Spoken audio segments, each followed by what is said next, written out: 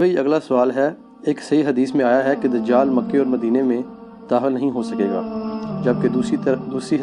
صحیح حدیث میں آیا ہے کہ نبی صلی اللہ علیہ وسلم نے قرب قیامت میں دجال کو کعبے کا طواف کرتے ہوئے دیکھا تھا۔ ان دونوں احادیث میں تطبیق کیسے ممکن ہوگی؟ تطبیق اس میں تطبیق کہتے ہیں آپٹیمل سولوشن، یعنی دو چیزیں جو بظاہر ٹکرا رہی ہوں تو اس میں ایسا سولوشن بتایا جائے کہ دونوں چیزیں بیک وقت سیٹسفائی ہو جائیں، اس کو کہتے ہیں تطبیق۔ یہ پیورلی ایک ریلیجس ٹرم ہے جو یوز ہوتی ہے اس طرح کے معاملات کے اندر، کہ بظاہر اب ایک طرف یہ ٹھیک ہے، صحیح بخاری اور مسلم دونوں میں حدیث موجود ہے کہ نبی علیہ السلام نے فرمایا کہ جب دجال مدینہ شریف کی طرف آئے گا تو اس وقت مدینہ کے 7 دروازے ہوں گے، ہر دروازے کے اوپر 2 فرشتے مقرر ہوں گے جو حفاظت کریں گے، اسے مدینے میں داخل نہیں ہونے دیں گے حتیٰ کہ وہ احد پہاڑ کے پیچھے جا کے اپنا قیام کرے گا، اور پھر فرشتے اسے شام کی طرف ہانک دیں گے۔ اور صحیح مسلم میں حدیث ہے کہ مکے اور مدینے کے سوا ہر جگہ وہ داخل ہوگا، مکے اور مدینہ اس کے لیے حرام ہوگا۔ تو واقعی اب یہ تو احادیث موجود ہیں، بالکل یہ ہمارا عقیدہ ہے کہ مکہ اور مدینے کی حفاظت ہوگی۔ بخاری اور مسلم دونوں میں حدیث ہے کہ دین قرب قیامت میں مدینے میں آ جائے گا، اور مسلم میں ایک حدیث میں الفاظ ہیں 2 مساجد میں آ جائے گا، حرم مکہ اور حرم مدینہ۔ ویسے یہ بات ٹھیک ہو گئی ہے، کیونکہ حضور کے زمانے میں جو مکہ تھا نا، وہ اس وقت سارے کا سارا مکہ شریف کی مسجد میں آ چکا ہے، اتنی توسیع ہو گئی ہے۔ اور نبی علیہ السلام کے زمانے میں جتنا مدینہ شریف ایز اے سٹی تھا نا، وہ اب سارے کا سارا مسجد نبی میں آ چکا ہے۔ مسجد نبی اتنی بڑی ہے، تو جو حضور علیہ السلام نے فرمایا نا کہ 2 مسجدوں میں واپس آ جائے گا، یعنی ادھر لوگ پناہ کے لیے آئیں گے، جیسا کہ سانپ اپنے بل میں واپس آتا ہے حفاظت کے لیے۔ اس میں حضور نے ایمان کو سانپ سے تشبیہ نہیں دی، بلکہ ایمان بچانے کے عمل کو سانپ کے عمل سے تشبیہ دی ہے، جس طرح سانپ اپنے آپ کو بچانے کے لیے بل میں آ کے اپنی حفاظت کرتا ہے۔ تو یہ واضح احادیث ہیں کہ دجال مکے مدینے میں داخل نہیں ہوگا، بخاری مسلم کی ہے۔ اب یہ جو حدیث ہے نا، یہ بڑے لوگوں کو پریشان کرتی ہے کہ جی دوسری طرف بخاری مسلم میں ہے کہ نبی علیہ السلام فرماتے ہیں کہ میں نے ایک خواب دیکھا جس میں مجھے ایک بڑا خوبصورت شخص دکھایا گیا، جس کے لمبے بال تھے، یعنی زلفیں تھیں، اور اس سے پانی کے قطرے ٹپک رہے تھے، اور وہ 2 شخص کے سہارے ان کے کندھے پہ ہاتھ رکھا ہوا طواف کعبہ کر رہا تھا۔ تو مجھے پوچھنے پہ فرشتوں نے بتایا کہ یہ مسیح ہیں، عیسیٰ ابن مریم، اور یہ حضور کو خواب دکھایا جا رہا تھا۔ تو ظاہر ہے کہ خواب تو وحی الہی ہے۔ سورہ صافات میں حضرت ابراہیم علیہ السلام کو جو اللہ نے خواب دکھایا تھا وہ وحی الہی تھا، اس لیے تو انہوں نے اتنی بڑی ایکٹیویٹی پرفارم کرنے کے لیے تیار ہو گئے، بیٹے کو ذبح کرنے کے لیے۔ اور بخاری مسلم دونوں میں حدیث ہے کہ خواب نبوت کا 46واں حصہ ہے، یعنی نبیوں کی وحی کا ذریعہ جو ہے، نبیوں کے خواب تو سچے ہوتے ہیں۔ اور پھر نبی صلی اللہ علیہ وآلہ وسلم فرماتے ہیں تھوڑی دیر بعد میں نے دیکھا کہ ایک شخص طواف کعبہ کر رہا ہے جس کی دائیں آنکھ ختم ہے، اور اس کی جو بائیں یعنی وہ کان ہے، اور بائیں آنکھ جو ہے انگور کے یعنی دانے کی طرح ابری ہوئی ہے، اور بڑا بدشکل گنگریالے بالوں والا، وہ بھی 2 افراد کے اوپر یوں ٹیک لگا کے نا اسی سٹائل میں وہ بھی طواف کعبہ کر رہا ہے۔ تو میں نے پوچھا یہ کون ہے، تو مجھے بتایا گیا یہ مسیح دجال ہے، وہ اوریجنل مسیح یعنی کرائسٹ، اور یہ ہے اینٹی کرائسٹ۔ وہ اکثر لوگ کہتے ہیں کہ دجال کو مسیح کیوں کہا جاتا ہے، مسیح تو حضرت عیسیٰ ہے۔ اور سر ان کو جھوٹا مسیح کہا جاتا ہے، دجال کو، اس کو مسیح نہیں کہا جاتا،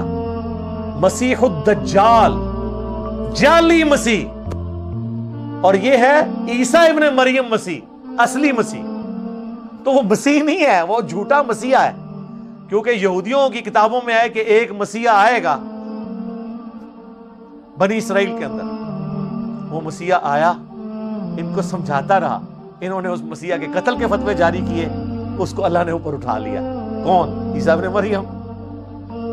لیکن ان کو پتہ ہی نہیں چلا۔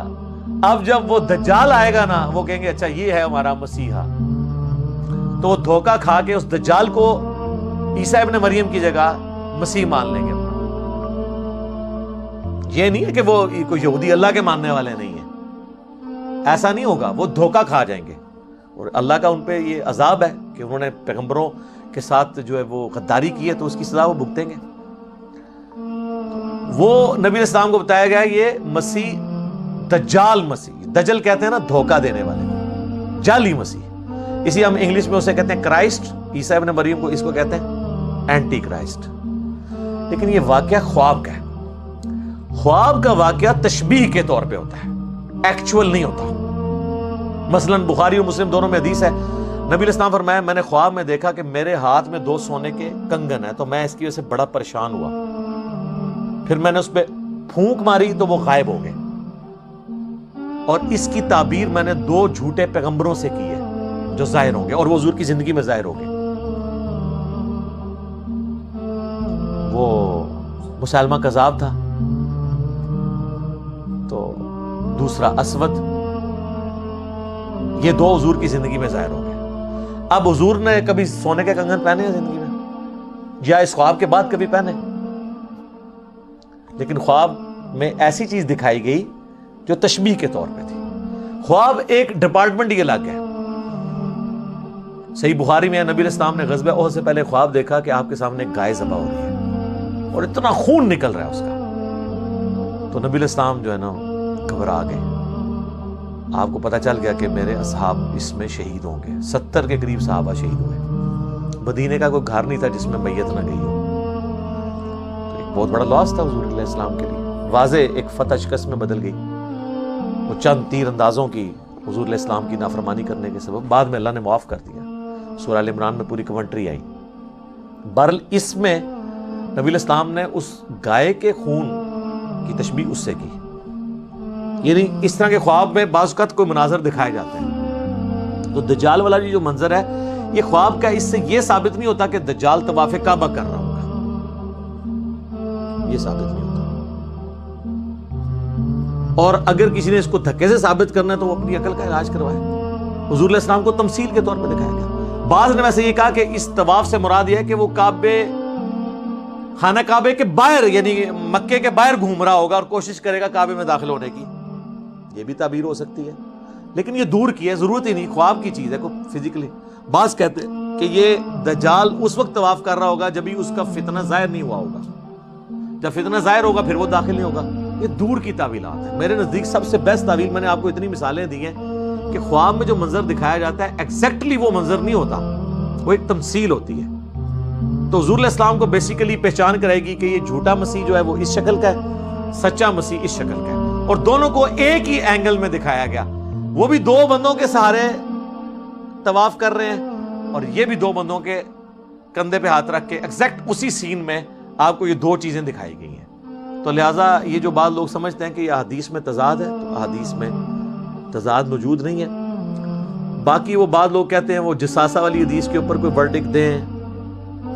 ابن سیاد والی حدیث کے اوپر کوئی ورڈکٹ دیں۔ میرے بھائی دجال صرف ایک مسیح دجال ہی نہیں آنا۔